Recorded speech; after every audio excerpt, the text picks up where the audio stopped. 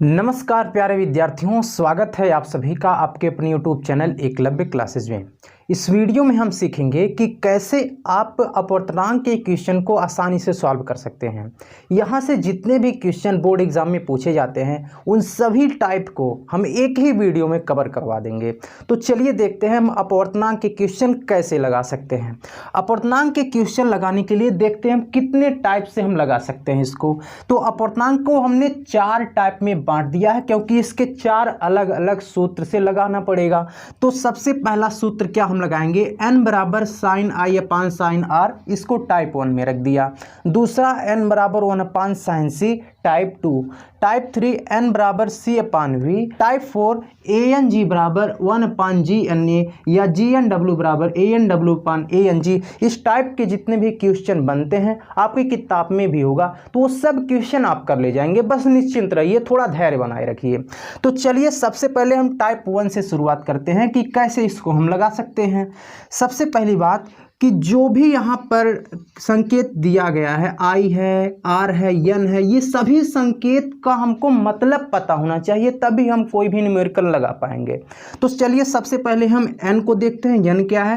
N को बोलते हैं अपवर्तनांक, यानी अपवर्तनांक निकालना है तो अपवर्तनांक का सूत्र ये होता है, ये एन का सूत्र होता है, ये अपवर्तनांक का सूत्र होता है, ये भी एन ही है, अपवर्तनांक ही है। एन का मतलब क्या होता है? अपवर्तनांक होता है। ठीक है, अच्छी बात है। आई क्या होता है? आई को बोलते हैं आपतन कोण। आई को क्या बोलते हैं? आपतन कोण। और आर को बोलते हैं अपवर्तन कोण। कैसे? इसको चित्र के माध्यम से समझेंगे हम, तभी सवाल लगा पाएंगे। देखिए आई क्या होता है, जब दो माध्यम होता है, एक माध्यम दो माध्यम, एक माध्यम से जब कोई प्रकाश की किरण किसी दूसरे माध्यम में प्रवेश करेगी तब हम जानते हैं कि प्रकाश की दिशा बदल जाएगी। मान लेते हैं दिशा इसकी इधर बदल गई। जब दिशा बदल जाएगी तो जहाँ से प्रकाश मुड़ता है, जिस विभाजक तल से ये मुड़ता है प्रकाश, उसी पर हम एक अभिलंब खींच देते हैं, यहाँ से एक लंब डाल देते हैं। इसी को बोलते हैं अभिलंब। इसको क्या बोलते हैं? अभिलंब। इतना जान गए। अभी हम जान रहे हैं कि आई और आर क्या होता है। देखिए, तो जो किरण आती है उसको बोलते हैं आपतित किरण, जो किरण आती है उसको बोलते हैं आपतित किरण, और जो किरण जाती है अपवर्तन के पश्चात उसको बोलते हैं अपवर्तित किरण। उसको क्या बोलते हैं? अपवर्तित किरण। बस हमको पता चल गया आई और आर क्या होता है। देखिए, अभिलंब और आपतित किरण के बीच जो कोण बनता है उसको आपतन कोण कहते हैं, यानी आई से इसको प्रदर्शित करते हैं। ये होता है आई। अब अभिलंब और अपवर्तित किरण के बीच जो कोण बनता है इसको बोलते हैं अपवर्तन कोण, यानी आर। इसको बोलते हैं अपवर्तन कोण, यानी आर। बस समझ में आ गई बात कि आई को बोलते हैं आपतन कोण, आर को बोलते हैं अपवर्तन कोण। बस हमारा डाउट क्लियर हो गया है। अब हम सवाल को आराम से लगा सकते हैं। तो चलिए हम अपने पहला क्वेश्चन आपके स्क्रीन पर दिखेगा, यहाँ पर आप देखिए और आराम से आपको समझ में आएगा, कोई भी दिक्कत नहीं आएगी आपको। लिखा हुआ है, संलग्न चित्र के अनुसार एक प्रकाश किरण हवा से किसी माध्यम में प्रवेश कर रहा है। यानी आपको चित्र देखिए, इसके बाद आपको आंसर करना है। हवा से किसी माध्यम में प्रवेश कर रहा है, हवा के सापेक्ष माध्यम का अपवर्तनांक ज्ञात कीजिए। यानी जो हमको चित्र दिख रहा है वो कुछ इस प्रकार से दिख रहा है। ये एक दो माध्यम है, एक माध्यम यहाँ पे, एक माध्यम यहाँ पे। यहाँ से एक प्रकाश की किरण प्रवेश कर रही है और यहाँ पर झुकते हुए चली जा रही है, झुक गई यहाँ पे। अब हमने देखा इस चित्र में दिया गया है कि यहाँ पर जो कोण बन रहा है, यहाँ पर ये वाला कोण नहीं दिया है, ये वाला कोण दिया है 30 अंश का। चित्र में आप देखिए, आपको दिखेगा। और यहाँ पर जो कोण दिया है ये है 45 अंश का। तो बोल रहा है माध्यम का अपवर्तनांक ज्ञात कीजिए, हवा के सापेक्ष माध्यम का अपवर्तनांक ज्ञात कीजिए। तो जब भी अपवर्तनांक ज्ञात किया जाता है तो इसी दूसरे माध्यम का ही अपवर्तनांक ज्ञात किया जाता है। ये हवा है, हवा के सापेक्ष माध्यम का अपवर्तनांक ज्ञात करना है। और इसका सूत्र हमको पता है, जब भी कोण से संबंधित होता है तो n बराबर sine I upon sine R लगाते हैं। लेकिन आई पता होना चाहिए। देखिए आई कहाँ पर मिलेगा हमको पता है, ये अभिलंब और आपतित किरण के बीच जो कोण बनता है उसे आपतन कोण कहते हैं, यानी आई। तो आई निकलेगा कैसे, हमको पता होना चाहिए। ये होता है 90 अंश का, ये होता है 90 अंश का। 90 में से 30 बन चुका है, तो 30 में से 30 निकल जाएगा 90 में से, तो बच जाएगा ये 60। यानी अगर हमको आई निकालना पड़े, आपतन कोण आई बराबर आपतन कोण आई बराबर हम कैसे निकाल देंगे, 90 माइनस इसको घटा देंगे, 90 माइनस 30 बराबर 60 अंश। 60 अंश निकल गया है। अब हमको ये चाहिए, आर चाहिए। आर को कैसे निकालेंगे, आर को निकालने के लिए हमको पता होना चाहिए कि ये भी 90 अंश का ही कोण बनता है। तो 90 में से जब 45 बन चुका है तो ये कितना आर बचेगा, तो आप कहोगे 90 माइनस 45। तो अपवर्तन कोण आप निकाल लीजिए। अपवर्तन कोण क्या होगा, अपवर्तन कोण आर बराबर 90 माइनस 45 बराबर 45 डिग्री। निकल गया आई का मान, निकल गया आर का मान। अब आप अपवर्तनांक का सूत्र लगा देंगे। अपवर्तनांक n बराबर sine I upon sine R. निकाल दीजिए। साइन आई का मतलब है 60, तो साइन 60 रख दिया हमने, अपान साइन आर का मतलब 45, तो साइन 45 रख दिया हमने।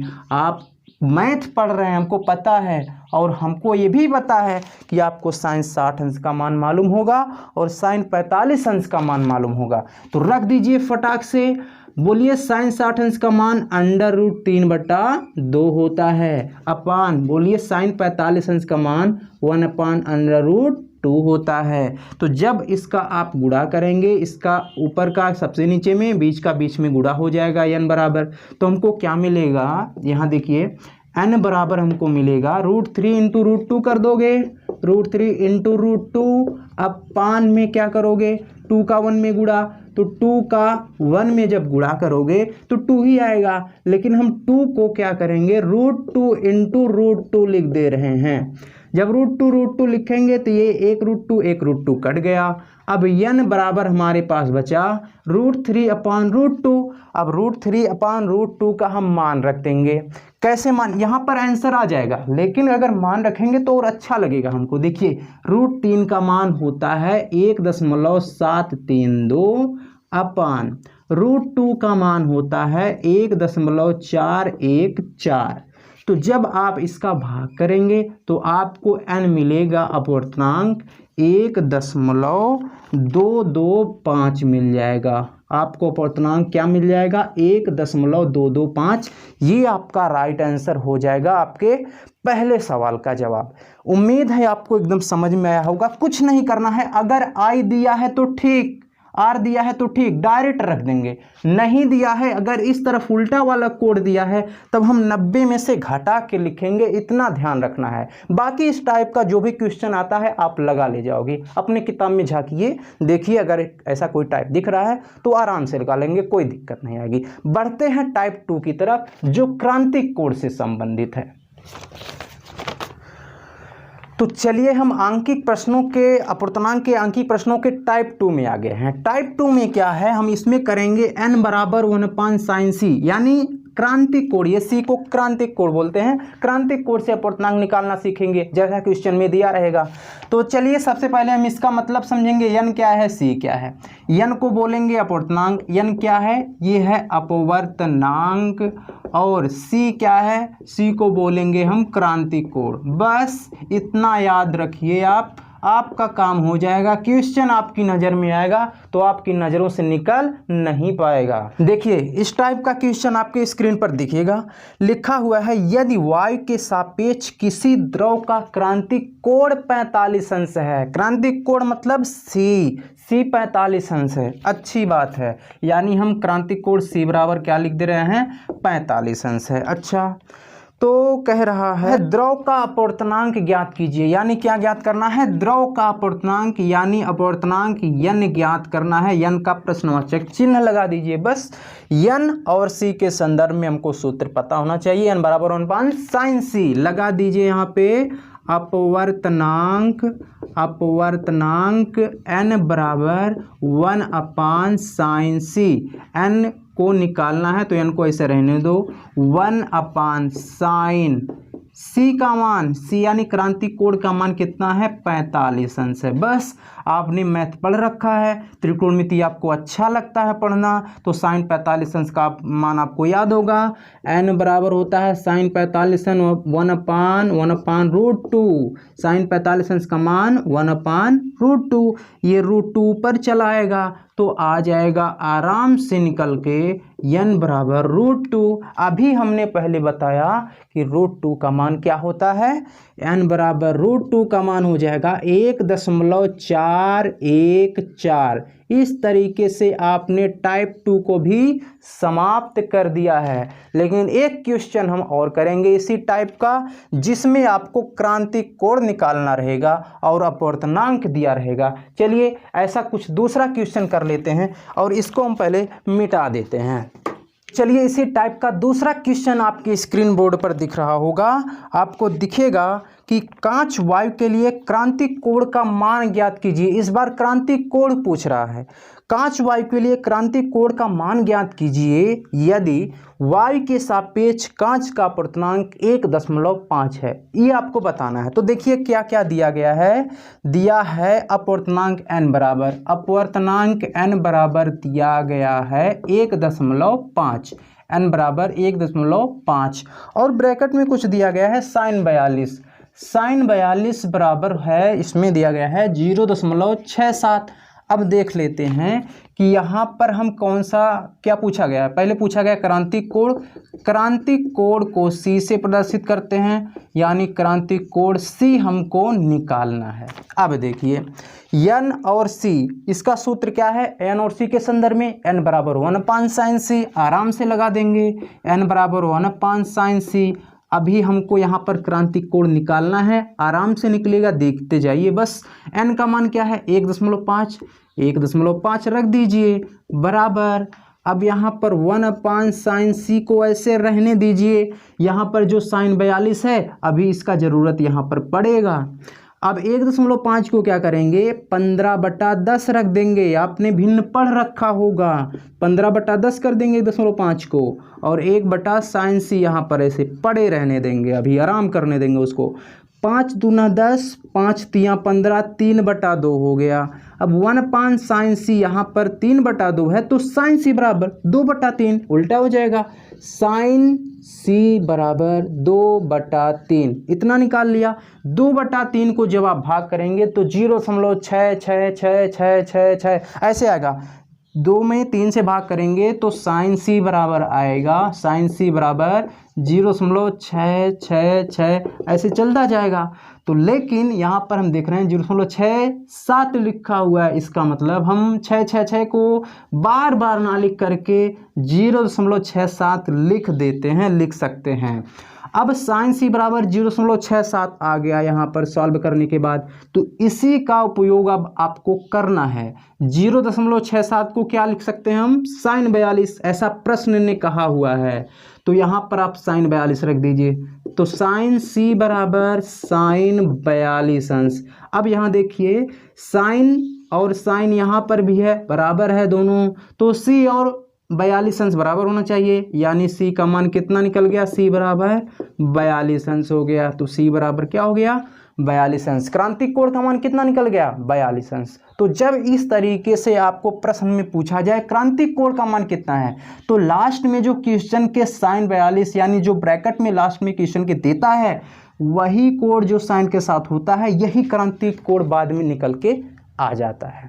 तो उम्मीद है आपको क्रांति कोण से संबंधित जो भी अपवर्तनांक का क्वेश्चन होता है सॉल्व करना आ गया होगा। जो भी आपकी किताब में है सब सॉल्व होते चले जाएंगे। तो आशा है आपको समझ में आ रहा है वीडियो, तभी आप अटके हुए अभी तक वीडियो पे, नहीं तो छोड़कर चले जाते। तो ऐसे ही टिके रहिए वीडियो पे, सारे टाइप आप सीख करके जाएंगे, इस बात की मैं गारंटी देता हूँ। तो चलिए अगले टाइप की ओर बढ़ते हैं। अगले टाइप की ओर हम लोग बढ़ रहे हैं और आशा है आपको समझ में आ रहा है, ये भी समझ में आएगा। देखिए अगला टाइप हमारा क्या है कि जब भी आप सापेक्ष से संबंधित सवाल देखते होंगे तो यहाँ पर कुछ WNG करके ANG करके कुछ लिखा हुआ होता है, ऐसे कुछ सूत्र लगा दिया होता है। तो ये सब क्या होता है, सूत्र मतलब कैसे होता है इसका, ये सब G A W ये सब क्या मतलब होता है, जब तक समझेंगे नहीं तब तक सूत्र भी नहीं लगा पाएंगे, सवाल भी नहीं लगा पाएंगे। तो चलिए इसको पहले हम समझ लेते हैं तब सूत्र समझेंगे। देखिए अगर A रहेगा, A का मतलब सूत्र में अगर रहेगा तो A का मतलब बोलेंगे एयर, एयर मतलब बोलेंगे हवा, A मतलब हवा। G अगर रहेगा तो G का मतलब बोलोगे ग्लास, ग्लास मतलब कांच बोल दोगे आप उसको, बस G का मतलब कांच हो गया। अब उसके बाद कौन बचा है, W, W बचा है। W अगर लिखा रहे तो W को बोलते हैं वाटर, वाटर को लिख देंगे हम क्या, जल, यानी जल जब भी रहेगा तो W से दर्शा देंगे, कांच को G से दर्शा देंगे, हवा को A से दर्शा देंगे। इतना तो दर्शाना आ गया, लेकिन इसको ऐसे क्यों लिखा गया है, तोड़ मरोड़ के ऊपर नीचे ऐसे क्यों लिखा गया है, इसको समझिए। तो चलिए इसको हम समझ लेते हैं, ये सब सूत्र को तोड़ मरोड़ करके क्यों ऊपर नीचे लिखा रहता है। देखिए जब भी आपके क्वेश्चन में बोलेगा कि कांच के सापेक्ष हवा का अपवर्तनांक, या हवा के सापेक्ष कांच का अपवर्तनांक, या जल के सापेक्ष कांच का अपवर्तनांक, कुछ ऐसे क्वेश्चन में बोलेगा तो आपको लिखना कैसे संकेत में, उसको देखिए। कांच के सापेक्ष हवा का अपवर्तनांक, यानी कांच है तो कांच को लिख दो GN, किसका अपवर्तनांक, हवा का अपवर्तनांक, यानी हवा को लिख दोगे A, GNA, इस तरीके से लिख दिया। अब इसको हम कैसे लिखें, हवा के सापेक्ष कांच का अपवर्तनांक, हवा, हवा को A लिख दो, N किसका अपवर्तनांक, N, कांच का अपवर्तनांक N, यानी कांच का अपवर्तनांक यानी G लिख दिया हमने, ANG कर दिया, ANG। जल के सापेक्ष कांच का अपवर्तनांक, इसको कैसे लिखा जाए, जल को लिख दो W यानी वाटर, N जल के सापेक्ष कांच का अपवर्तनांक, G लिख दिया WNG, लिख दिया, बस बात खत्म। तो WNG ANG GNA का क्या मतलब हुआ पता चल गया आपको। तो WNG बताओ क्या लिखा है, जल के सापेक्ष कांच का अपवर्तनांक, ये क्या लिखा है, हवा के सापेक्ष कांच का अपवर्तनांक, ये क्या है, हवा के सापेक्ष जल का अपवर्तनांक, हवा के सापेक्ष कांच का अपवर्तनांक, हाँ कांच के सापेक्ष हवा का अपवर्तनांक, ये सब ऐसे कुछ करके लिखा रहेगा। अब आप इसको सूत्र याद कर लीजिए, बस सूत्र क्या है, WNG। जब WNG रहेगा तो आपको क्या करना है, A नहीं रहेगा अगर किसी में तो ANG बटा ANW कर देना है, G को ऊपर W को नीचे A लगा के दोनों में, ये सूत्र होता है।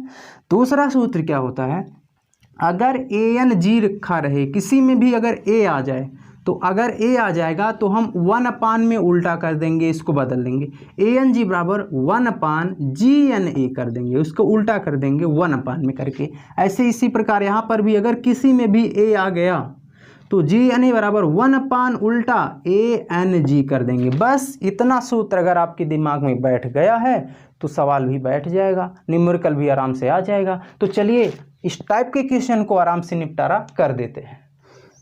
यदि वायु के सापेक्ष कांच का अपवर्तनांक 3/2 है, फिर वही आया सापेक्ष वाला मैटर आ गया, तो हमने पढ़ा रखा है आपको, अब कोई दिक्कत नहीं होगी।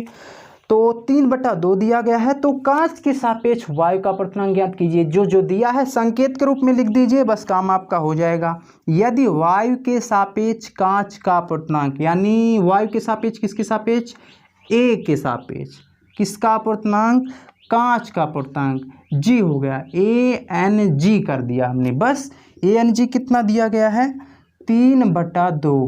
पूछा क्या है, पूछा है कांच के सापेक्ष वायु का अपवर्तनांक ज्ञात कीजिए। किसके सापेक्ष, कांच के सापेक्ष वायु का अपवर्तनांक ज्ञात कीजिए, यही तो निकालना है। तो हमने आपको सूत्र यहीं लिखाया तो है, इस सामने तो पड़ा हुआ है, GNA बराबर 1/ANG, बस लगा दीजिए, GNA बराबर 1/ANG। तो आ गया GNA बराबर 1/ANG का मान दिया गया है क्वेश्चन में, ANG बराबर 3/2, तो 3/2 लिख दो। और 2 ऊपर पलट के चला जाएगा तो 2/3 आ जाएगा।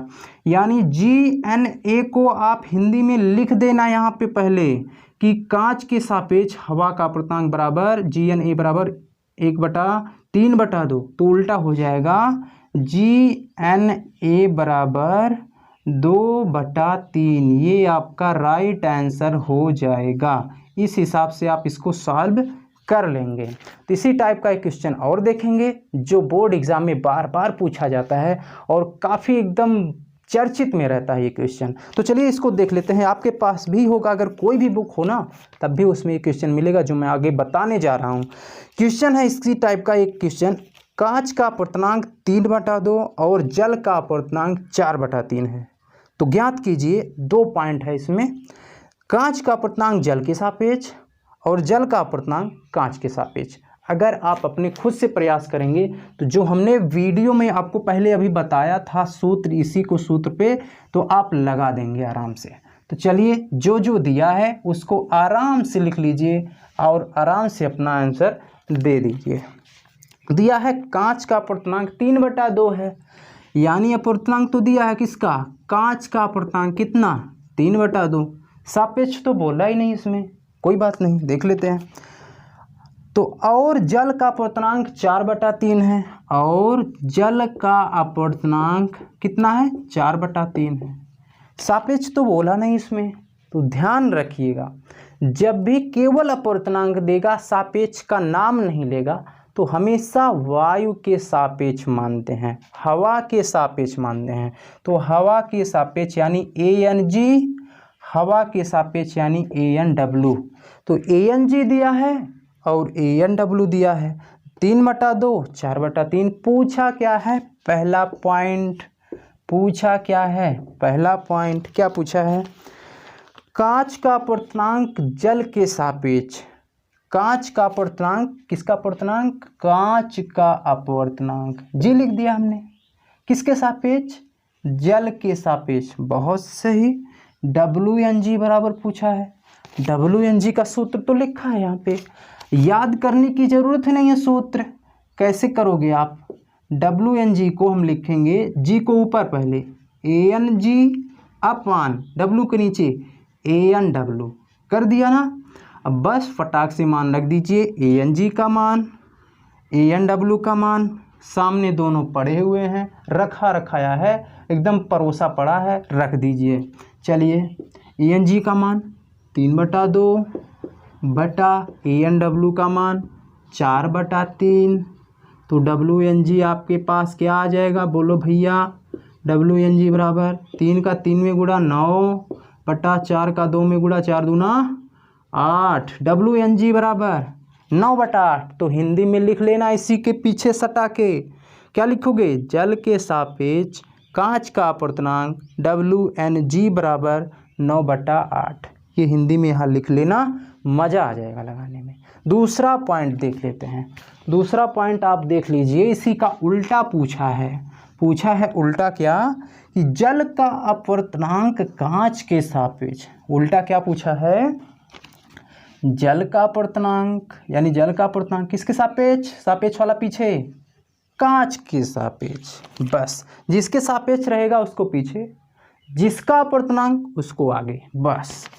तो GNW को हम कैसे लिखें फार्मूले में, GNW बराबर क्या हो जाएगा, हमने वही बताया कि जब भी A ना रहे इसमें तो इसको A लगा के लिख दो पहले, ANW ऊपर बटे G वाला नीचे, ANG नीचे चला आया।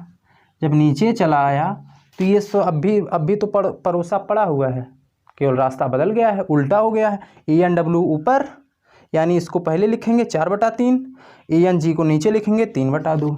तो ANW का मान 4/3 बटे ANG का मान 3/2 हो गया। GNW का मान निकलने वाला है, जल्दी से आने वाला है। 4 का 2 में जल्दी से 4 दूना 8, 3 का 3 में जल्दी से 3 तियाँ 9, बस आ गया हमारा राइट आंसर। क्या आया, कांच के सापेक्ष जल का अपर्तनांक निकल करके आ गया 8/9। बहुत ही चर्चित क्वेश्चन है ये, आपके पास कोई भी किताब हो उसमें मिलेगा जरूर ये। तो चलिए उम्मीद है आपको समझ में आया होगा। एक टाइप और बचा है चाल से संबंधित, उसको निपटारा कर देते हैं और कोई भी टाइप हमने छोड़ा नहीं है अपूर्णांक का। तो चलिए अगले टाइप की ओर बढ़ लेते हैं।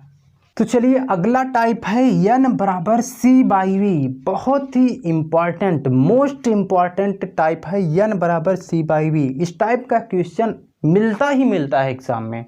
तो चलिए इसको कैसे सॉल्व करेंगे हम। n का मतलब है अपवर्तनांक, यहाँ तक तो समझ में आता है। c का मतलब क्या है, c का मतलब कहीं क्रांतिक कोण तो नहीं, नहीं नहीं नहीं, यहाँ पर c का मतलब होता है वायु या निर्वात में प्रकाश की चाल। वायु या निर्वात में प्रकाश की चाल को क्या कहते हैं, c कहते हैं। और प्रकाश की चाल कितनी होती है वायु अथवा निर्वात में, c बराबर होता है 3 × 10⁸ मीटर प्रति सेकंड। चाहे आपको ये क्वेश्चन में दे चाहे ना दे, लेकिन तब भी आपको याद होना चाहिए। अब v क्या है, v है दूसरे माध्यम में प्रकाश की चाल। v क्या है, दूसरे माध्यम में प्रकाश की चाल, दूसरे माध्यम में प्रकाश की चाल। तो आपसे पूछेगा कि बताइए दूसरे माध्यम में प्रकाश की चाल कितनी है। अगर अपवर्तनांक n कुछ दिया रहेगा और प्रकाश की चाल y में दिया रहेगा तो भी आराम से खटाक से निकाल लेंगे। बढ़ते हैं अपने क्वेश्चन की तरफ। इसी टाइप का क्वेश्चन आपके सामने देखेगा। क्वेश्चन है, हाँ क्वेश्चन है आपका कि वायु तथा कांच में प्रकाश की चालें क्रमशः 3 × 10⁸ मीटर पर सेकंड तथा 2 × 10⁸ मीटर पर सेकंड। तो वायु के सापेक्ष कांच का अपवर्तनांक ज्ञात कीजिए, n निकालना है। तो चलिए इसको हम निपटारा कर देते हैं, बहुत ही आराम से निपटारा करेंगे। आपको पता है c क्या है, v क्या है, हमने बता दिया। चलिए तो आपको दिया है c, यानी y में प्रकाश की चाल को किससे प्रदर्शित करते हैं, c से। c दिया है क्वेश्चन में 3 × 10⁸ मीटर प्रति सेकंड, अच्छी बात है। तथा 2 × 10⁸ मीटर पर सेकंड किसमें, कांच में प्रकाश की चाल, यानी दूसरे माध्यम में प्रकाश की चाल को v से प्रदर्शित करेंगे। तो कितना है ये, 2 × 10⁸ मीटर प्रति सेकंड। v मिला और c मिला। अपवर्तनांक कैसे निकालोगे, अपवर्तनांक n बराबर अपवर्तनांक n बराबर c/v। यहाँ पर लिख लेना यार, हिंदी में लिख लेना कि कांच में प्रकाश की चाल v बराबर इतना, और यहाँ पर क्या लिख लोगे, y में प्रकाश की चाल c बराबर इतना। इतना तो लिख ही सकते हो, लिख लेना यार, क्या दिक्कत है इसमें। n बराबर लगा लो, n बराबर c का मान 3 × 10⁸ मीटर प्रति सेकंड अपान v का मान 2 × 10⁸ मीटर प्रति सेकंड। 10⁸ मीटर पर सेकंड, मीटर पर सेकंड 3/2। n बराबर 3/2 को बोलते हैं 1.5, 1.5 भाग करोगे मिलेगा n बराबर 1.5। अपवर्तनांक कितना निकल के आया, 1.5। बहुत सही। बढ़ते हैं, इसी टाइप का एक क्वेश्चन और कर देंगे तो सारा टाइप आपका क्लियर ही होने वाला है, खुश हो जाइए। अब इससे संबंधित, अपवर्तनांक से संबंधित कोई भी क्वेश्चन आपका एग्जाम में नहीं छूटेगा। और अगर छूटता है, आपके बुक में कोई ऐसा क्वेश्चन है जो आप नहीं लगा पा रहे हो, तो हमारे पास व्हाट्सएप नंबर है, फ़ोन नंबर है, दोनों पर कॉल कीजिए या मैसेज कीजिए, तुरंत आपकी सेवा में उपस्थित हो जाएंगे। तो चलिए एक क्वेश्चन और देख लेते हैं। लिखा हुआ है, निर्वात में प्रकाश की चाल 3 × 10⁸ मीटर पर सेकंड है। निर्वात में है तो निर्वात में प्रकाश की चाल को c से प्रदर्शित करते हैं। ये तो क्वेश्चन में ही दे दिया, कोई बात नहीं, हमको याद भी नहीं करना पड़ा। 3 × 10⁸ मीटर पर सेकंड दे दिया। और कांच में प्रकाश की चाल बताइए। अच्छा, कांच में प्रकाश की चाल आपकी पूछा है, कांच में प्रकाश की चाल बताइए यदि कांच का अपवर्तनांक 3/2 है। अब की बार अपवर्तनांक पूछा है, अब की बार अपवर्तनांक दिया है और चाल पूछा है, चाल पूछा हुआ है, तो कोई बात नहीं, सूत्र थोड़ी बदलेगा, सूत्र तो वही लगाना पड़ेगा। तो सूत्र लगा दीजिए, n बराबर c/v। n का मान दिया गया है 3/2 बराबर c का मान रखो फटाक से 3 × 10⁸ मीटर पर सेकेंड बटे वी का मान रखो, नहीं दिया, निकालना है वी का मान, कोई बात नहीं है।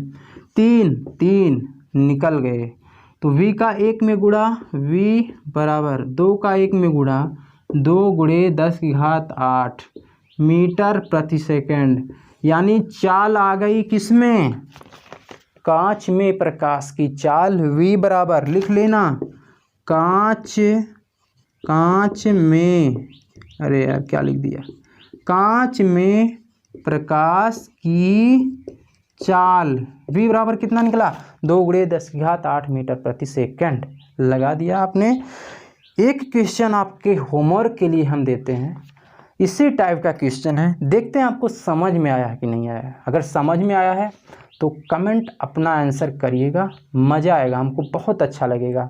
बहुत गर्मी में हमने पढ़ाया है, बहुत मेहनत लगती है यार वीडियो बनाना, तो अगर आपको फ़ायदा मिल रहा है, कुछ भी फ़ायदा हो रहा है तो वीडियो को शेयर करिए, अपने साथियों को दिखाइए कि हमने यहाँ से पढ़ा है, इसीलिए हमारा सवाल गलत नहीं हो रहा है, तो दिखाइए। हम साइंस में जितने भी न्यूमेरिकल है ना, आपके सिलेबस में जितने भी न्यूमेरिकल होते हैं, सारे चैप्टर के न्यूमेरिकल के वीडियो डाल देंगे, और डाले हुए भी हैं कुछ, तो डाल देंगे, आपको कोई दिक्कत नहीं आएगी न्यूमेरिकल में। और कोई भी दिक्कत आती है, डाउट, मैथ हो या साइंस हो, कॉल करिए, मैसेज करिए, आपकी सेवा में तुरंत उपस्थित हो जाएंगे।